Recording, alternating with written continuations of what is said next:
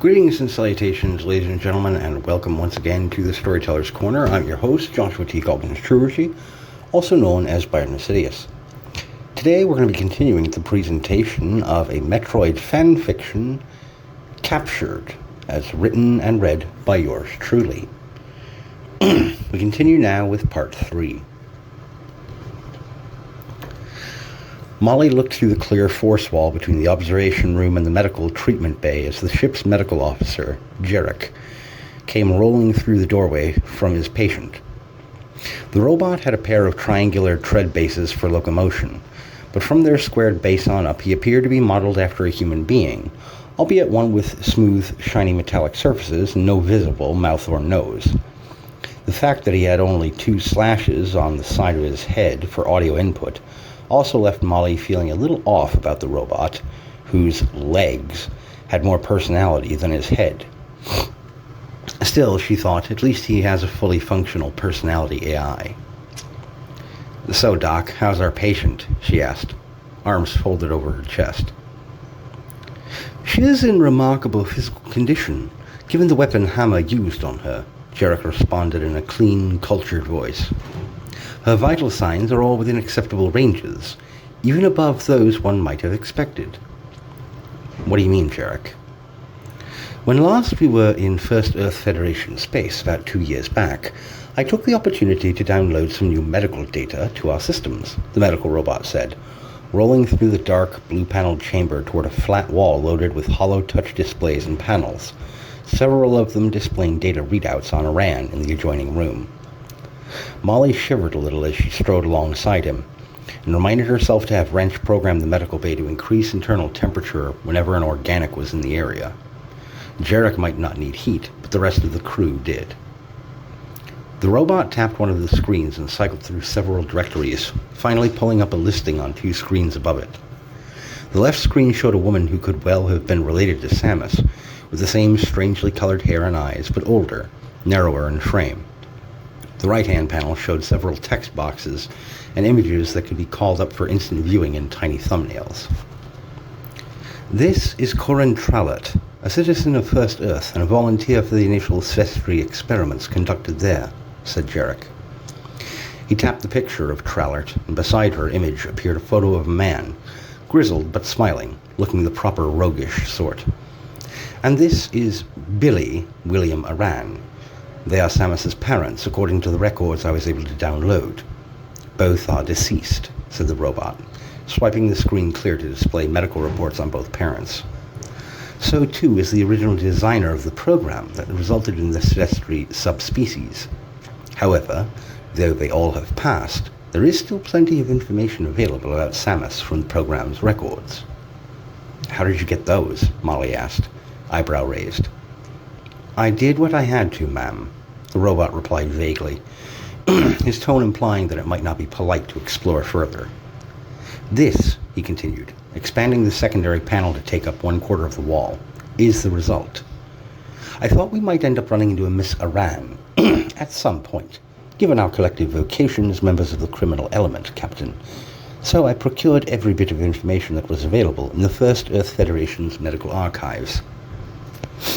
Molly started reading the text, getting through only a handful of paragraphs before clearing her throat and tapping Jarek on the shoulder, pointing at the screen.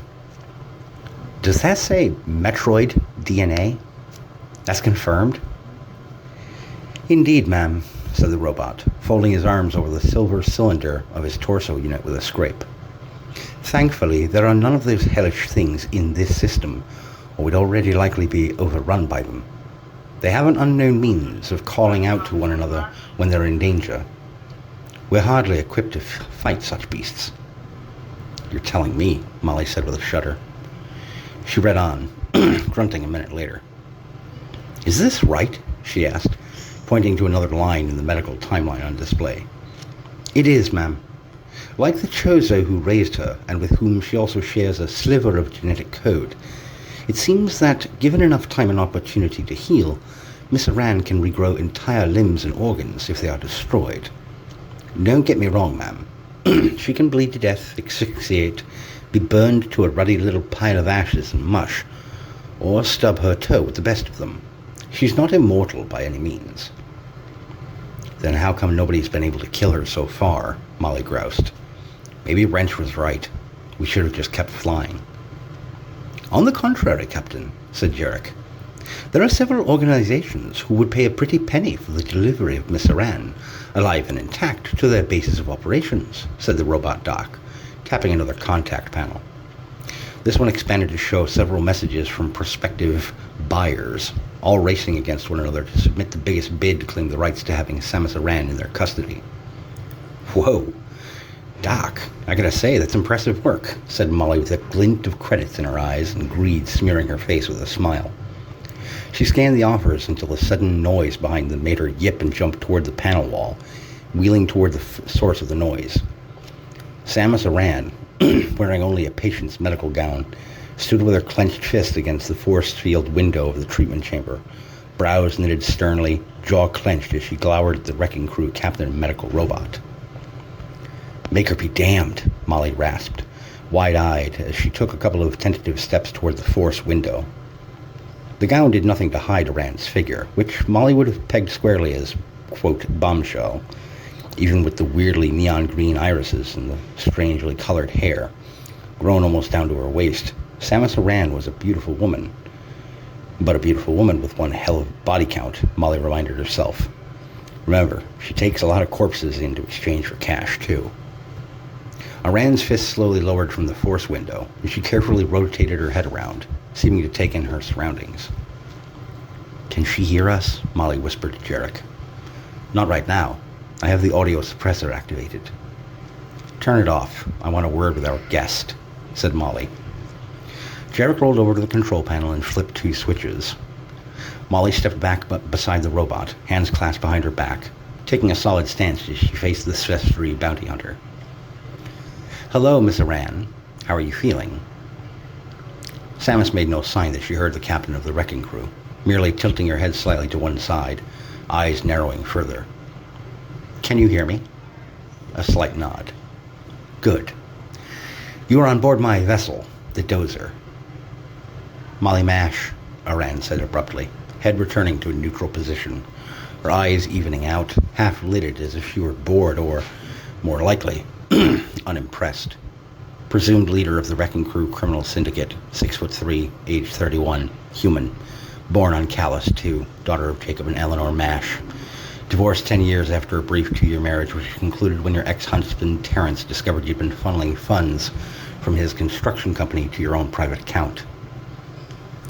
Molly blinked rapidly at the bounty hunter, who had related all of this information in a calm, crystal voice that, while pleasantly feminine somewhat, had all the personality and inflection of the ship's onboard computer. There was a coldness to her that pierced the force wall, putting the career criminal ill at ease. She reached for the input audio switch, flicked it up, and looked sidelong at the robot.